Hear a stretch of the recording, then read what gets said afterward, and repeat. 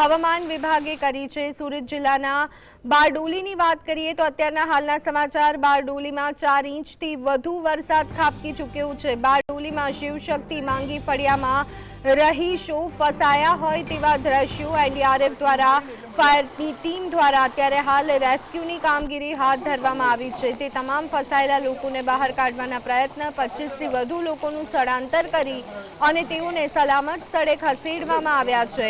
Fire વિભાગ દ્વારા અત્યારે હાલ કામગીરી કરવામાં આવી રહી છે। બારડોલીની વાત કે જ્યાં 4 ઇંચથી વધુ વરસાદ થોડાક જ કલાકમાં ખાબકી ગયો છે, ત્યારે શિવશક્તિ અને માંગી ફળિયામાં પાણી ભરાઈ જતા રહીશો ફસાઈ ગયા હોય તેવા દ્રશ્યો સામે આવ્યા હતા। બારડોલી ફાયર વિભાગ અત્યારે હાલ કામે લાગ્યું છે અને તમામનું રેસ્ક્યુ કરવાના પ્રયત્નો જોવા મળી રહ્યા છે। 25થી વધુ લોકોનું રેસ્ક્યુ કરાયું છે। તો આ અંગે વધુ વિગત મેળવી લઈએ। સંવાદદાતા અમીશ અમારી સાથે જોડાઈ ગયા છે। અમીશ, બારડોલીમાં અવિરત વરસાદ, અનેક લોકો ફસાયા હોવાના સમાચાર, ફાયર વિભાગ કામે લાગ્યું છે, શું વિગતો? અત્યારની હાલની શું સ્થિતિ?